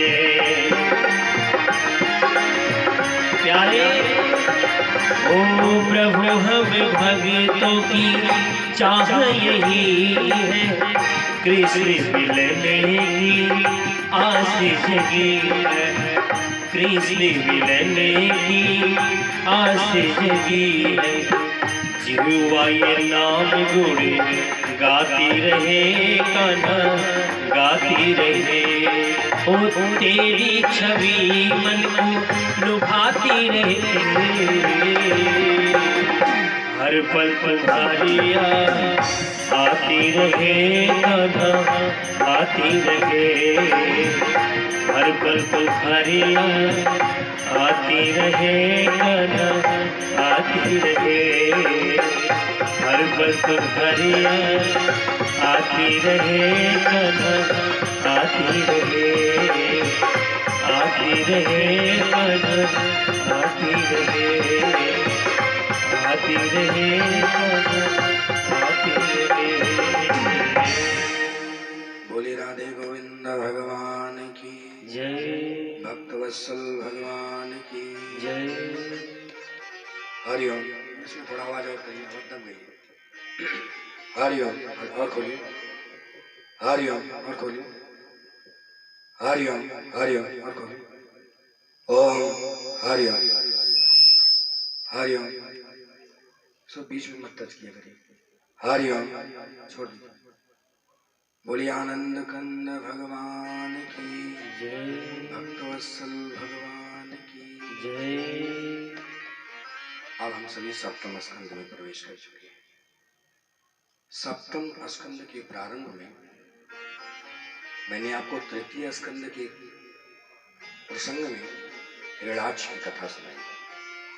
दिति माता के गर्भ में ये दोनों दानव 100 वर्ष तक रहे, हिरणाक्ष और हिरण्याक्ष। हिरण्याक्ष की कथा वाराह के द्वारा हिरण्याक्ष का उद्धार हुआ, और हिरण्याकश्यपु की कथा सप्तम स्कंद में। एक बार ये उस समय की बात है जब युधिष्ठिर राजसूय यज्ञ कर रहे थे। प्रश्न खड़ा हुआ कि प्रथम पूजन किसका किया जाए। नाम का प्रस्ताव आया कि गोविंद का प्रथम पूजन होना चाहिए। शिशुपाल ने इसका विरोध किया। और गाली पर गाली भगवान को देने लगा। पांडव सब खड़े हो गए और शिशुपाल को ललकारा। भगवान ने कहा, देखो ये मेरी बुआ का बेटा है, मेरा भाई है। मैंने अपने बुआ को वादा किया है कि मैं इसकी 100 गाली माफ कर दूंगा, लेकिन 100 के बाद नहीं। 100 गाली दिया और देने के बाद जैसे 101 देने को भगवान ने कहा, सावधान शिशुपाल, लेकिन नहीं माना। और अंत में चक्र सुदर्शन के द्वारा भगवान ने उसका सर धड़ से अलग। और ये दृश्य युधिष्ठिर ने देखा कि उसका सर तो भूमि पर जाकर के गिरा, लेकिन तेज भगवान के चरणों में विलीन हो गया। तो नारद जी से प्रश्न किया कि महाराज, ये दृश्य मैंने अपनी आंखों से देखा था कि भगवान के चरणों में उसका दिव्य तेज जाकर के विलीन हो गया, अर्थात उसको भगवान ने दुर्लभ गति दे दिया। मैं आपसे यही जानना चाहता हूं कि परमात्मा के बारे में एक तो मैंने सुना है कि ये समदर्शी है, और एक तरफ मैं परमात्मा को बार बार पक्षपात करते हुए देखता हूं। ये दोनों विरोधाभासी बातें हैं। एक तो परमात्मा समदर्शी, समान दृष्टि से, उसके लिए कोई छोटा है, न कोई बड़ा है, न कोई स्त्री है, न कोई पुरुष है, न कोई भक्त है, न कोई अभक्त है। तो परमात्मा तो समदर्शी। तो समदर्शी यदि परमात्मा है तो वो पक्षपाती कैसे हो सकता है? वो तो बार बार जब धरती पर अवतार लेता है केवल दानवों को मारता है, बार बार दानवों को मारता है। तो ये परमात्मा दानवों को क्यों मारता है? सुखदेव भगवान राजा परीक्षित को यह पावन कथा श्रवण करा रहे हैं और देवर्षि नारद युधिष्ठिर के प्रश्नों का उत्तर देने जा रहे हैं। कहा, सुनो राजन, एक बार भगवान के पास समस्त दानव जाकर के पहुंचे और कहा, प्रभु आपकी दृष्टि में तो संसार में सभी बराबर हैं, तो आप हम ही को क्यों मारते हैं बार बार आकर के? हमारे भी कल्याण का कोई उपाय बताइए, हम भी तो आपके पुत्र हैं। भगवान ने कहा, मेरा भजन करो। तो राक्षसों ने कहा, प्रभु तामसी शरीर से भजन नहीं होगा, हम तामसी शरीर से आपका भजन नहीं कर सकते, कोई और उपाय बताइए। भगवान ने कहा, तो और क्या हो कोई उपाय है? तुम बताओ कोई उपाय हो तो। कहा, प्रभु हम आपको गाली दे सकते हैं। भगवान ने कहा, एवं मत, लेकिन तुम्हारी 100 गालियां माफ करेंगे, 100 के बाद नहीं। और आज वही 100 पूरा हुआ तो शिशुपाल को भगवान ने कल्याण कर दिया। तो यहां पर प्रश्न किया युधिष्ठिर ने नारद जी से कि भगवान क्या वास्तव में पक्षपाती है? तो नारद जी ने कहा, नहीं, पक्षपाती नहीं है। क्यों? एक तरफ वो हिरण्याकशिपु को मारता है तो दूसरी तरफ प्रहलाद की बार बार रक्षा भी करता है। अगर भगवान पक्षपाती होता तो 12 भागवतों में 2 ऐसे लोग हैं जिनका नाम आता है, वो राक्षसी वंश में उनका जन्म हुआ, तो भागवत कैसे हो? इस श्लोक में लिखा है, 2 लोगों का नाम मैं बोल रहा हूं, स्वयंभो नारदः शंभो कुमारा कपिलो प्रहलादो। प्रहलाद निश्चर वंश का है। प्रहलादो जनको भीष्मो और बलिर्वयास्किर्वयम्। बलि और प्रहलाद ये दोनों के दोनों निश्चर वंश में इनका जन्म हुआ, लेकिन भगवान ने इनकी बार बार रक्षा की। तो परमात्मा पक्षपाती कैसे हो सकता है? तो कहा, महाराज ये कथा में विस्तार से सुनाइए, कैसे भगवान प्रहलाद की रक्षा करता है और कैसे हिरण्याकशिपु का कल्याण करता है। कहा, सुनो, हिरण्याकशिपु ने बहुत कठोर तपस्या की। मैंने पर्वत पर जाकर के तपस्या किया, ब्रह्मा जी प्रकट हो गए, उसके शरीर में दीमक लग गई,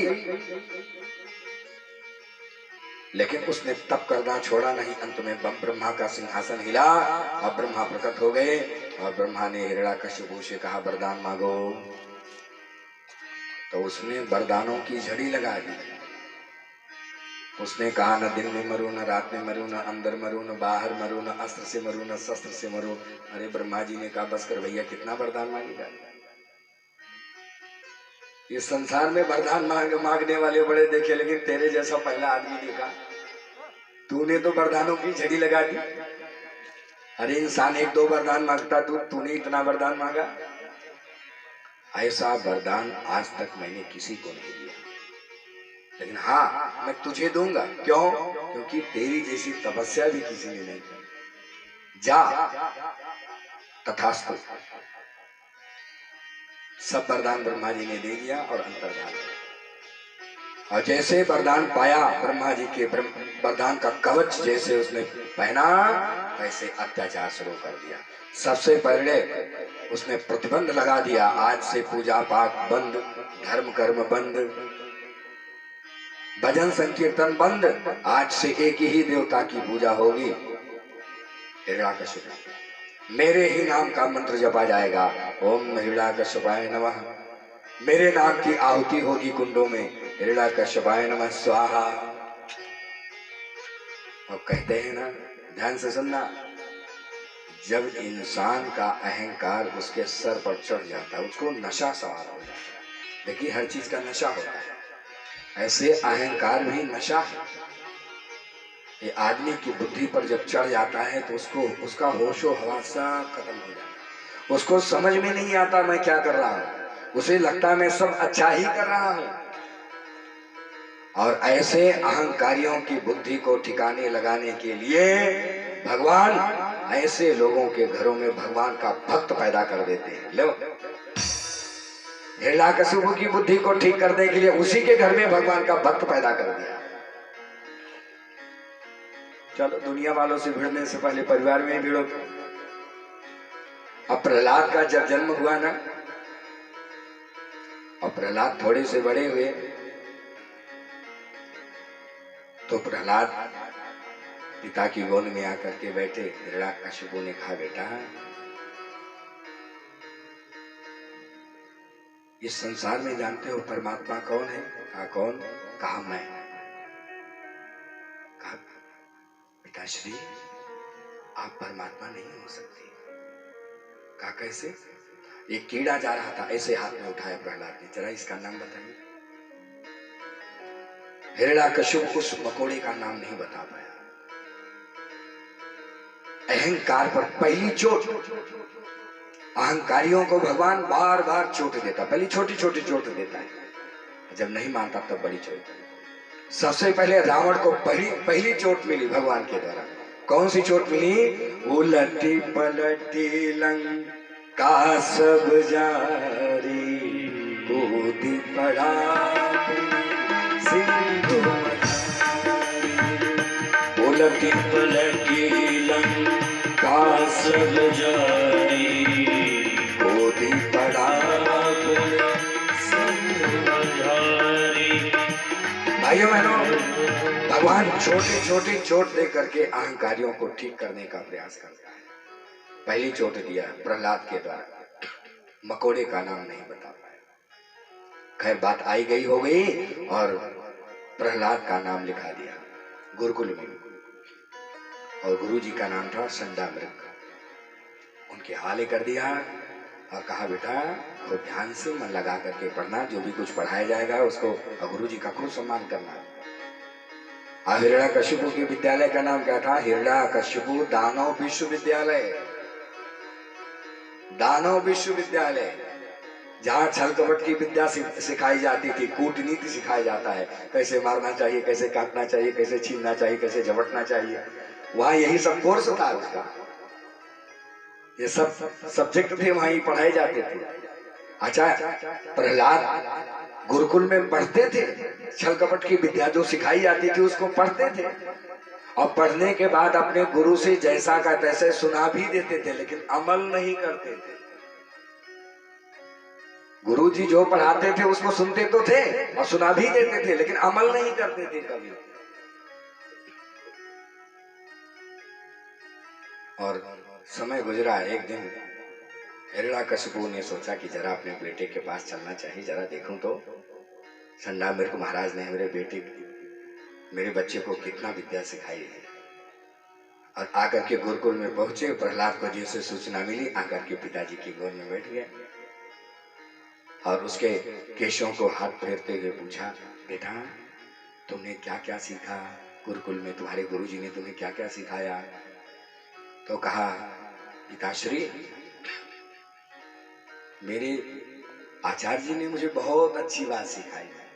कहा, क्या सिखाया? कहा, तत् साधु मन्ने सुरवर देहिना, तत् साधु मन्ने सुरवर देहिना, सदा समुद्र नियधियाम सत्य, सदा समुद्र निधियाम सत्य, हेत्वात्मपातं गृहमन्धकूपं, हेत्वात्मपातं गृहमन्धकूपं, वनं गतो यद्यरिमाश्रेत, वनं गतो यद्यरिमाश्रेत, तत्साधु मन्ये सुरवरदेहिनां, सदा समुद्र निधियाम सत्य, हेत्वात्मपातं गृहमन्धकूपं, हेत्वात्मपातं गृहमन्धकूपं, वनं गतो यद्यरिमाश्रेत, वनं गतो यद्यरिमाश्रेत, तत्साधु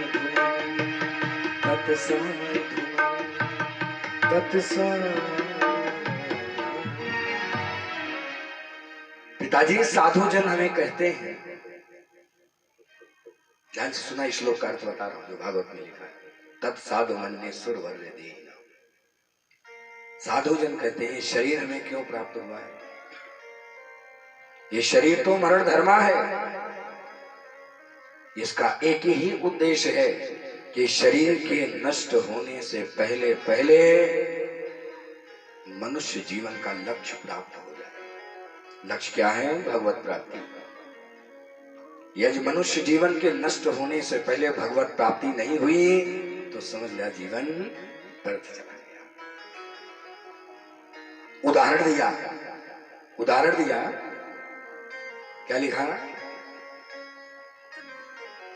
कि पिताश्री हेत्वात्मपातं गृहमन्धकूपं, एक कुआं होता है कहाँ? गांवों में।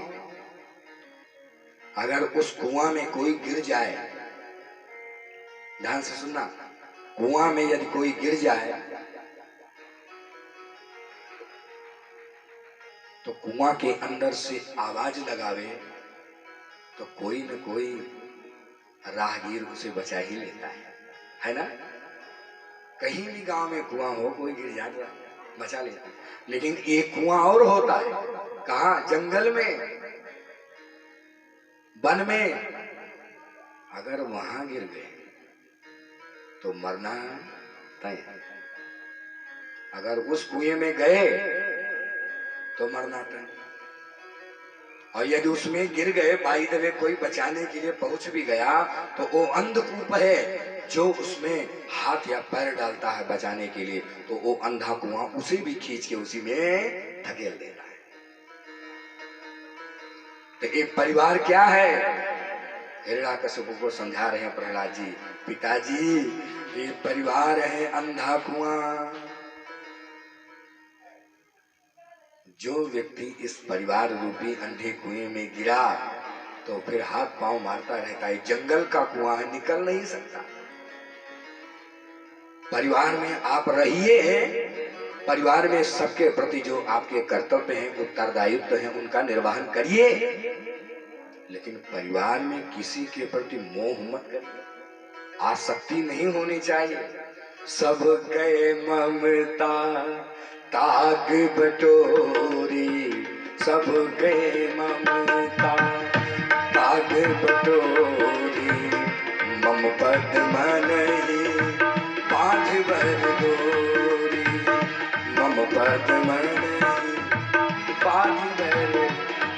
आप सबके प्रति ममता मत करो। यदि ममता हो गई है तो सारी ममताओं से डोरी खींच करके उसको एक जगह गांठ लगाइए और उस डोरी को परमात्मा से जोड़ दीजिए। सबके ममता ताग बटोरी। मम पद मनई बांधी बर डोरी। तब निरासक्त होकर के आप जीवन जी सकते हैं और जीवन का लाभ उठा सकते हैं।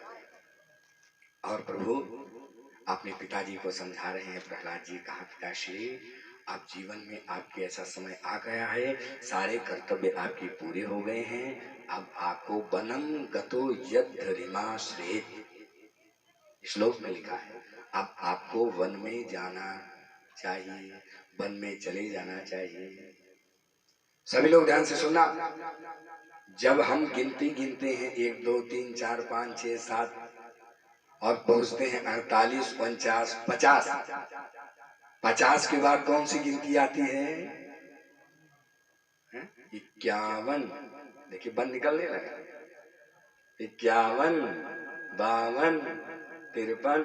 सब बार बार बन क्यों लिखा रहा है? अब घर के बारे में छोड़ दो, अब बन के बारे में सोचो। बन माने जीवन, अपने जीवन के बारे में सोचो। बन मतलब जंगल जाने की जरूरत नहीं है। आप घर में रहें लेकिन गृहस्थ रूप में विरक्त बन करके। आप घर में रहे लेकिन घर आप में ना रहे। आप संसार में रहे लेकिन संसार आप में ना रहे। ये शिक्षण है भागवत के इसी श्लोक का। समन समीप भय सित केसा। जब चक्रवर्ती महाराज दशरथ ने कान के बगल पका हुआ बाल देखा तो तुरंत याद आ गया कि अब हमें वन में जाकर के तपस्या करना चाहिए और जो शक्ति प्राप्त हो जाए उसे समाज के कल्याण में लगा देना चाहिए। और 50 साल के ऊपर जब हमारी उम्र होने लगे तो तुरंत सावधान होना चाहिए। लोभ मोह की हथकड़ी बेड़ी को तुरंत काट करके फेंक देना चाहिए। ये कोई साथ देने वाला नहीं है। सुख के सब साथी, दुख मेरे राम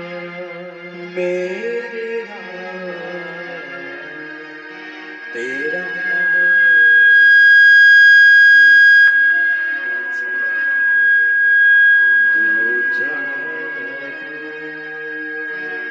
हरि बाहर की तो बाहर मानी घर परिवार समाज। बाहर की तू माटी अपने भीतर क्यों न झांके। उजले तन पर मान किया, उजले तन पर मान किया और मन की मैंने न धोई। सुख के सब साथी दुख मेरे राम तेरा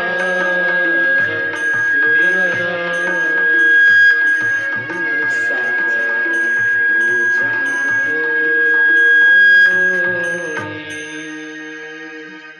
जब समझाया, देखो हिरण्याकश्यप को कुछ नहीं बोला। कहा बेटा जरा अपने आचार्य जी को जाकर के मेरे पास भेज दो जरा। जा। कुछ बोला नहीं क्योंकि मुलाकात पहली थी ना। जरा सा अपने गुरुजी को भेजो मेरे पास। तो संडा मेरे को समाचार मिला पिताजी बुला रहे हैं, भागा भागा। कहा एक बात नहीं बताओ आचार्य जी, आजकल आप मेरे बच्चे को क्या सिखा रहे हो? कहा महाराज क्या सिखा रहा हूँ? अरे जो आपने शिक्षा नीति निर्धारित की है वही तो सिखा रहा हूँ। जो आपके यहाँ कोर्स चलता वही तो पढ़ा रहा हूँ। कहा सुनो, हमारे यहाँ तो ऐसा कोई कोर्स नहीं चलता जिसमें सिखाया गया हो कि 50 साल के बाद अगर उम्र ऊपर चली जाए तो इंसान को वन में चले जाना चाहिए। मेरा बालक मुझी से कह रहा है कि पिताजी आप वन में जाइए, अपने जीवन का कल्याण करिए। क्या यही कोर्स पढ़ाया जाता है? अरे सरकार हमने तो कुछ ऐसा नहीं पढ़ा है, हमें लगता कहीं से सुन लिया होगा। कहा देखो सावधान, मेरे बेटे के अंदर ऐसे, मैं उसके मुख से उसके ऐसा कोई शब्द दोबारा नहीं सुनना चाहता। सरकार ऐसा नहीं होगा। हिरण्यकशिपु चला गया और इस तरीके से समय गुजरा। और एक दिन प्रहलाद जी, अब छोटे छोटे बच्चों के बीच में जब मध्यांतर होता है ना स्कूल का, तो उस मध्यांतर में छोटे छोटे बच्चों को, अपने दोस्तों को, साथियों को, सबको पास में बुलाया और कहा आज हम तुमको कुछ सिखाएंगे, सीखोगे। एक बहुत सुंदर खेल है, उसको सिखाएंगे। कहा कौन सा खेल है? कहा उस खेल का नाम है आंख मिचोली का खेल। कहा ये कौन सा खेल होता है? कहा तुम छिप जाओ और हम ढूंढेंगे, एक बार हम छिप जाएं तुम ढूंढो। तो बच्चों ने कहा लेकिन प्रहलाद ये बताओ कि इस खेल से क्या होगा? तो कहा सुनो, इस खेल का अर्थ पहले समझो। परमात्मा ने संसार बनाया, परमात्मा ने जीव से कहा हे जीव, मैं छिप जाता हूं, तुम ढूंढो, और तुम छिप जाओ, मैं ढूंढता हूं। तो पहले जीव छिप गया, तो परमात्मा ने ढूंढ के दिखा दिया, तुम यहाँ हो, तुम यहाँ हो, तुम यहाँ हो, सबको दिखा दिया। और परमात्मा ने कहा अब मैं छिप जाता हूँ, तुम ढूंढो। परमात्मा छिप गया और तब से आज तक परमात्मा छिपा हुआ है। ढूंढने वाले कोई मंदिर में, कोई मस्जिद में, कोई गिरजाघर में, कोई गुरुद्वारे में, लेकिन जिसने भगवान को अपने अंदर ढूंढा। कबीर लिखते हैं मोको कहाँ ढूंढो रे बंदे, मैं तो तेरे पास। जिसने अंदर भगवान को ढूंढा, भगवान जब भी किसी को मिले हैं अपने भीतर मिले। तो बच्चों ने कहा प्रहलाद ये बताओ, ये तो कोर्स में नहीं सिखाया गया, ये तुमने कहां से सीखा? कहा मेरे गुरु जी ने सिखाया। कहा तुम्हारे गुरु मेरे गुरु तो एक ही है, संडामिर्क महाराज। तो जो वो सिखाए वो तो मैंने सीखा, लेकिन ये बात तो संडामिर्क ने नहीं सिखाया, तो कहां से सीखा? तब प्रहलाद ने अपने पहले की बात बताया कि एक बार इंद्र ने मेरी माँ कयाधु को, एक बार इंद्र ने मेरी माँ कयाधु को चुरा लिया। मेरे पिताजी उस समय तप करने गए थे और मेरे गुरु नारद जी आए और इंद्र को समझा बुझा करके वहां से भगा दिया। और मेरी माँ को अपने आश्रम में लेकर के आए और प्रतिदिन कथा सुनाते थे, सत्संग सुनाते थे। मैं अपनी माँ के गर्भ में था। नारद जी मेरे गुरु हैं, क्योंकि गर्भ में मैंने उनकी वाणी सुनी है और अक्षरशः एक एक शब्द मुझे याद है। मेरी माँ को उन्होंने क्या सिखाया, मैंने क्या सीखा। और सुनो, मेरी माँ बार बार परेशान हो जाती थी कि बच्चे का जन्म हो जाएगा तो क्या होगा। तो नारद जी ने कहा मैं तुम्हें आशीर्वाद देता हूँ, जब तक तुम्हारा पति तप करके वापस नहीं आएगा तेरा बालक जन्म ही नहीं लेगा। तुम चिंता मत करो, जब वापस आएगा तभी जन्म होगा। तो कहा मेरे गुरु का नाम है देवर्षि नारद, मैंने गर्भ में सीखा। कहा वो। और इस तरीके से भाइयों बहनों कुछ समय बीता तो एक बार पुनः हिरण्यकशिपु ने सोचा कि अब चलना चाहिए। और वो चलने के बारे में विचार बना रहा था, उसके पहले ही संडामिर्क महाराज प्रहलाद को लेकर सीधे उसके राजमहल में पहुंच गए। कहा महाराज काफी दिन हो गया था, मैंने सोचा बालक को जरा सा मुलाकात करा दूं आपसे। आया, प्रहलाद आए, चरणों का वंदन किया और गोद में आकर के बैठ गए। फिर वही प्रश्न किया जो पहले किया था। कहा बेटा ये बताओ, संडामिर्क महाराज पास में खड़े। कहा ये बताओ तुम्हें तुम्हारे गुरु जी ने क्या सिखाया, आचार्य जी ने क्या सिखाया? कहा मेरे गुरु जी ने मुझे 9 बात सिखाई है। श्रवणम कीर्तनम विश्व स्मरणम पाद सेवनम और अर्चनम वंदनम दास्यम सख्यमात्म निवेदनम। प्रहलाद जी ने तो 9धा भक्ति का उपदेश दिया, श्रवणम कीर्तनम। अरे हिरण्यकशिपु तो दंग रह गया कि पहली बार आया था तो एक बात मुझे बताया, अब की बार आया है तो 9 बात बता रहा है। इसका मतलब इसकी विद्या उत्तरोत्तर बढ़ रही है। आए गोंद से फेंक दिया, झटक दिया। प्रहलाद दूर जाकर के गिरा, संडामिर्क को तलवार लगा दिया इसे और कहा बताओ ये मेरे बच्ची को क्या सिखाया? कहा महाराज आज मुझे खुद आश्चर्य है, मुझे तो लगता है कि आपके बच्चे को कोई नहीं सिखा रहा है, ये तो सिखा सिखाया ही धरती पर आया है। ये मुझे तो लगता है इसको कोई सिखा नहीं रहा है, तो सिखा सिखाया ही धरती पर आया है। संडामित्र महाराज तो बेचारे थर थर थर थर कांपने लगे। हिरण्यकशिपु ने प्रहलाद के ऊपर अत्याचार की बौछार कर दी। नदी में फेंक दिया, पहाड़ों से फेंक दिया, हाथी से कुचलवाया, क्या क्या नहीं किया। लेकिन बाल न बांका होता उसका हो, अरे बाल न बांका होता उसका, और उसकी शक्ति महान, मारने वाला है भगवान, बचाने वाला है भगवान, मारने वाला है भगवान, बचाने वाला है भगवान। ये बाल न बांका होता उसका, बाल न बांका होता उसका, उसकी शक्ति महान, मारने वाला है भगवान, बचाने वाला है भगवान, मारने वाला है भगवान, बचाने वाला है साया हमारे सके ना को, और बाल न बांका कर सके जो जग गए। उसके सारे के सारे उपाय निरस्त हो गए। आज ये बात सिद्ध हो गया कि मारने वाले से बचाने वाला ज्यादा बड़ा हो।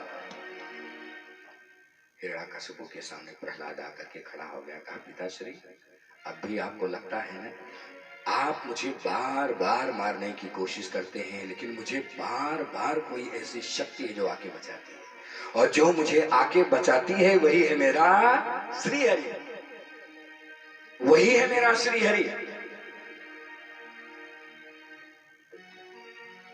होलिका पास में खड़ी थी, कहा भैया आप चिंता मत करिए, आपने बहुत उपाय किया, सारे उपाय आपके फेल हो गए, एक मौका मुझे दीजिए। अरे बुआ जी, ये प्रहलाद की बुआ है। बुआ अपने बच्चे को तो थप्पड़ मार सकती है, लेकिन भतीजे को हाथ कांप जाता है साहब। ये कौन सी बुआ है, चिता में लेकर बैठने को तैयार है। धन्यवाद बुआ जी।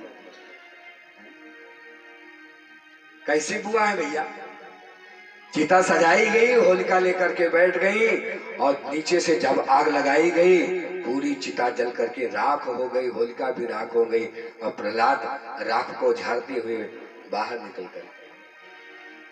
शुकदेव से राजा परीक्षित ने कहा महाराज होलिका को तो ब्रह्मा का वरदान प्राप्त था कि अग्नि से उसे कोई क्षति नहीं होगी, ये वरदान कैसे उलट गया। शुकदेव भगवान ने कहा भगवान के जितने भी वरदान हैं वो सब श्रेष्ठ कर्म के लिए दिए जाते हैं, जो उसका गलत इस्तेमाल करता है वो वरदान निष्प्रभावी होकर के उलट जाता है। अग्नि से क्षति नहीं होगी ये ब्रह्मा जी ने उसे कहा था, लेकिन जब उस वरदान का गलत उपयोग किया तो अग्नि ने ही उसे जला के भस्म कर दिया, वरदान उलट गया। अब हिरण्यकशिपु ने कहा, अब उसे क्रोध आ गया, उसने हाथों में तलवार लेकर के कहा, तो बार बार कहता है तेरा श्री हरि श्री हरि, कहाँ है तेरा श्री हरि। कहा प्रभु हे पिताश्री मैं आपसे क्या कहूँ, वो मेरा परमात्मा ईशावास्मिदम सर्वं यत् किंच जगत्याम जगत, दुनिया का कोई ऐसा कोना नहीं है जहां मेरा भगवान विराजमान। घट घट मेरो साइया और खाली घट नहीं कोई, और बलिहारी वो घट की, और जा घट पर घट हो। मेरा परमात्मा तो हरि व्यापक सर्वत्र समान, वो तो कण कण में विराजमान। अच्छा तो क्या इस खंभे में भी विराज है? पिताजी जब कण कण में है तो कण कण से ही तो खंभा बना हुआ है, बस गदे से प्रहार किया, खंभा बीच में से फटा।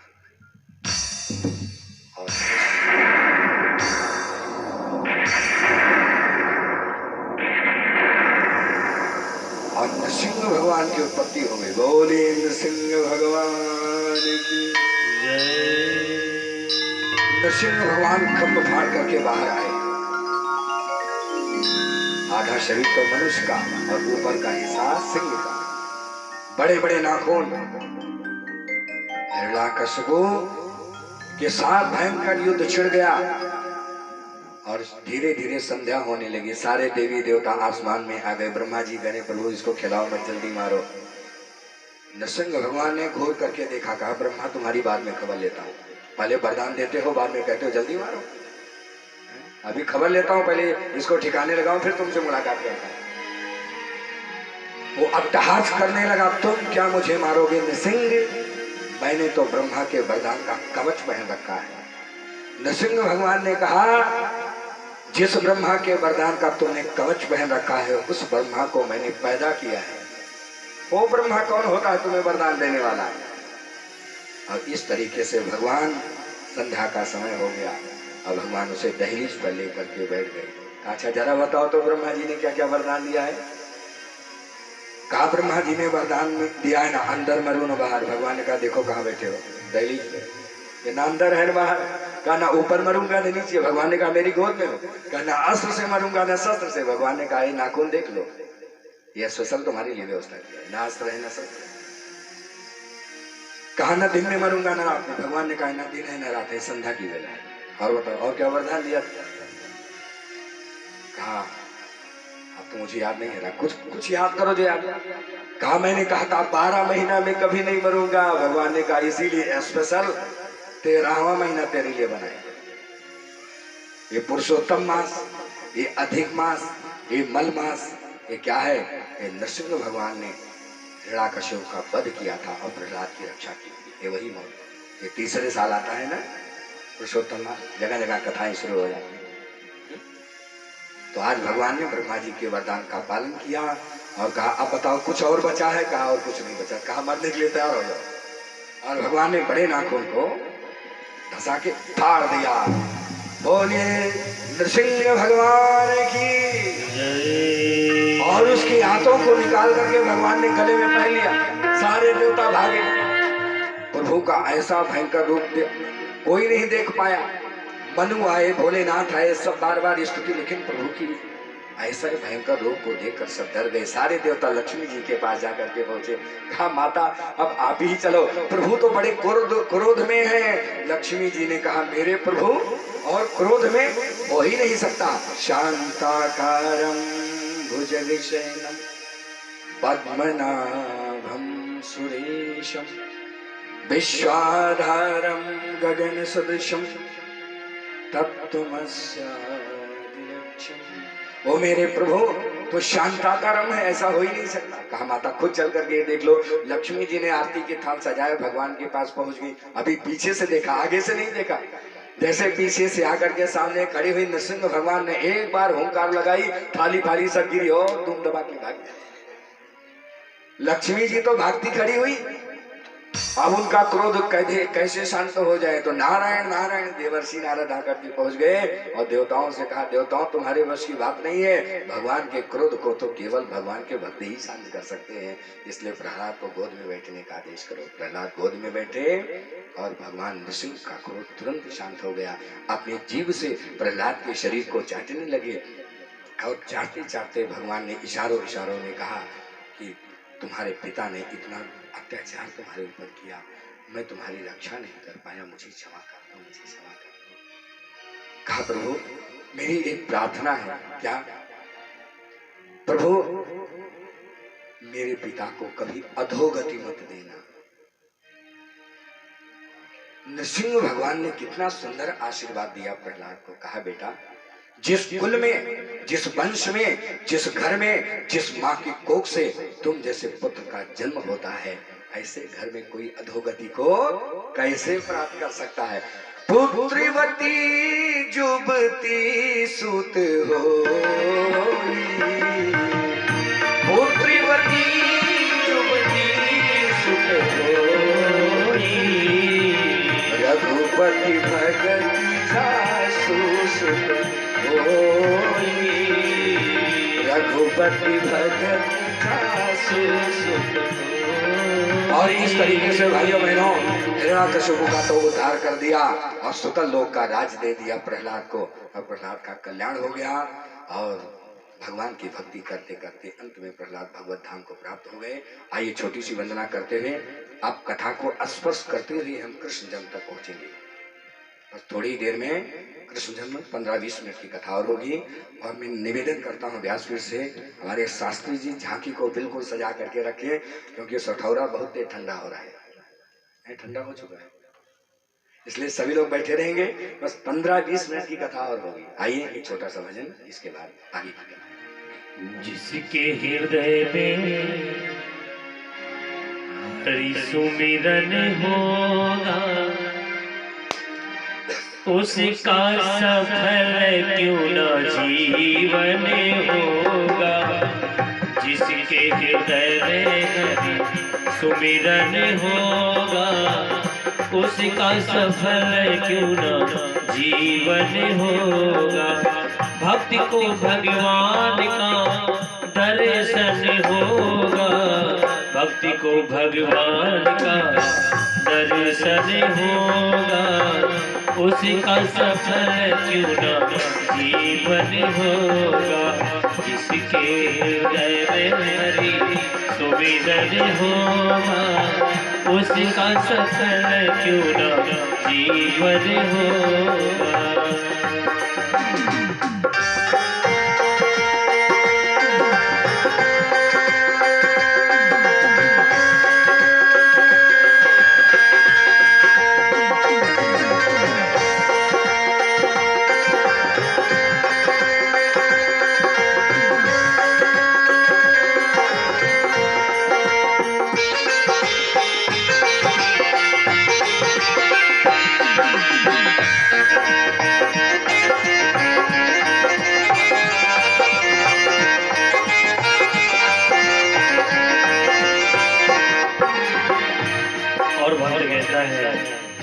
सच्ची धारणा से प्रहलाद ने जो उठाया था, खंभे से हरि जी का दर्शन पाया था।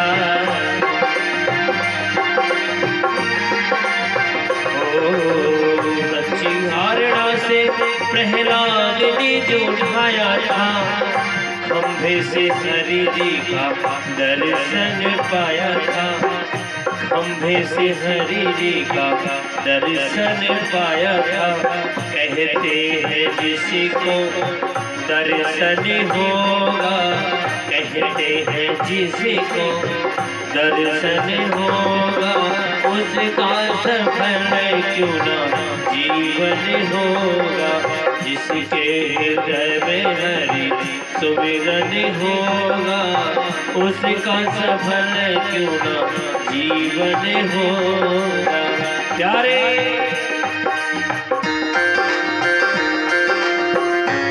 क्यों नहीं होगा। सभी लोग ताली बजाते हुए पूरी मस्ती में 1 2 3 go।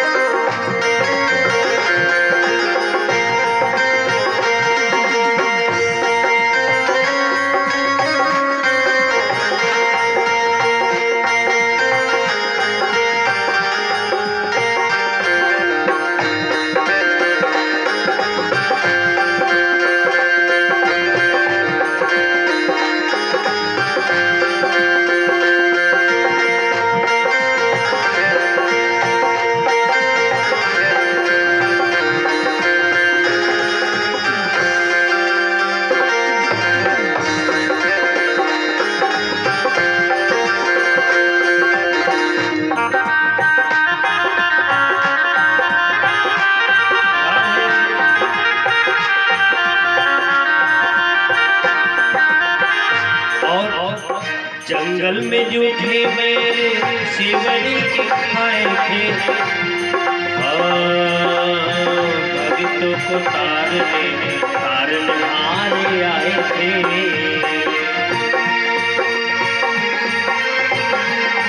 कन्हैया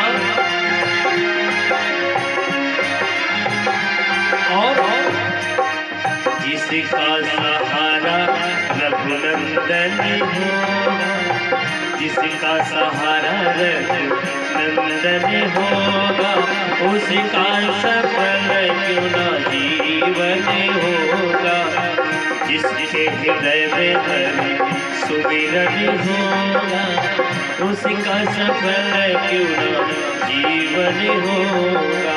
और अंत में भक्त कहता है,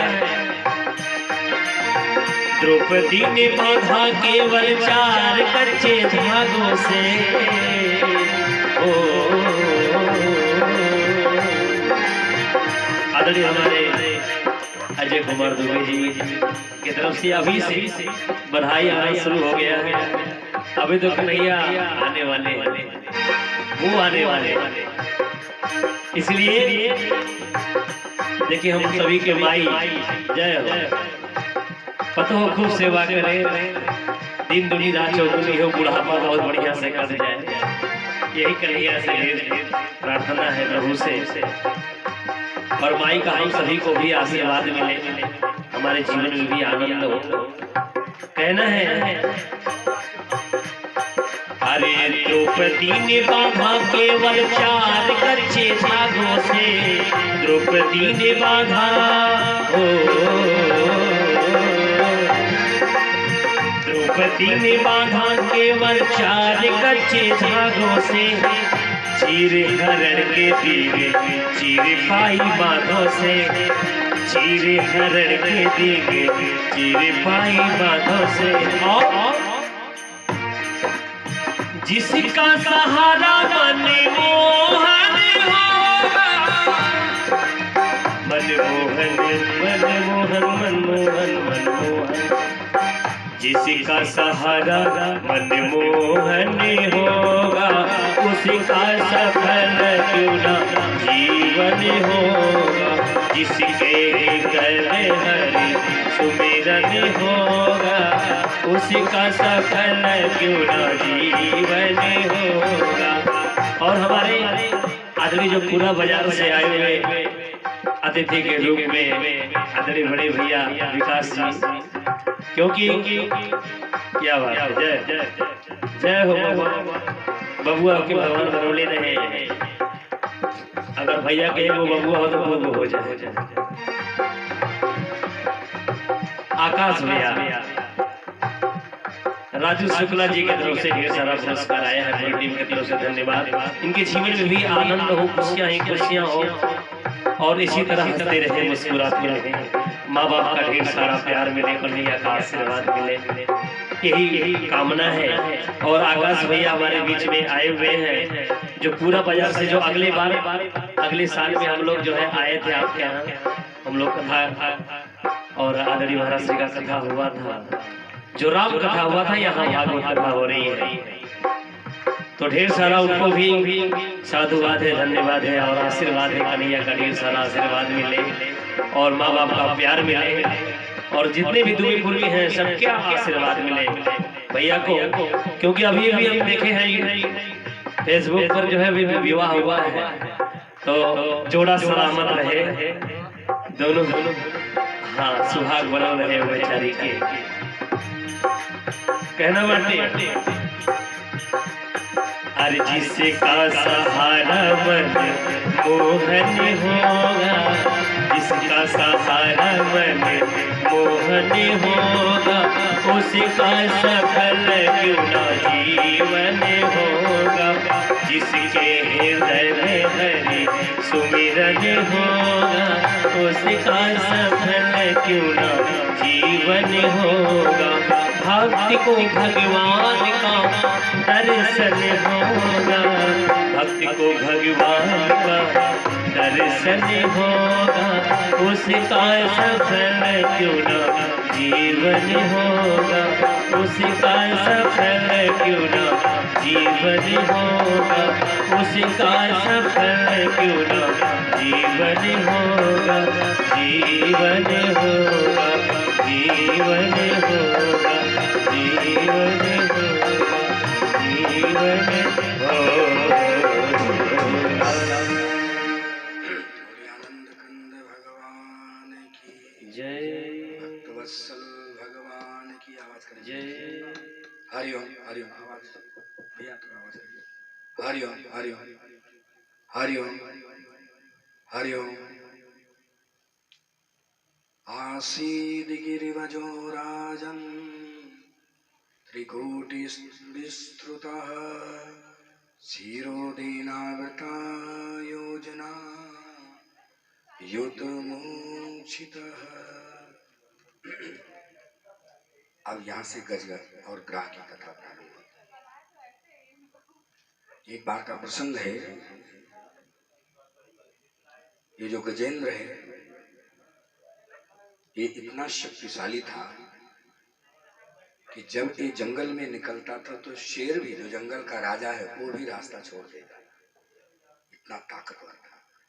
ये ताकतवर तो था, लेकिन इसके अंदर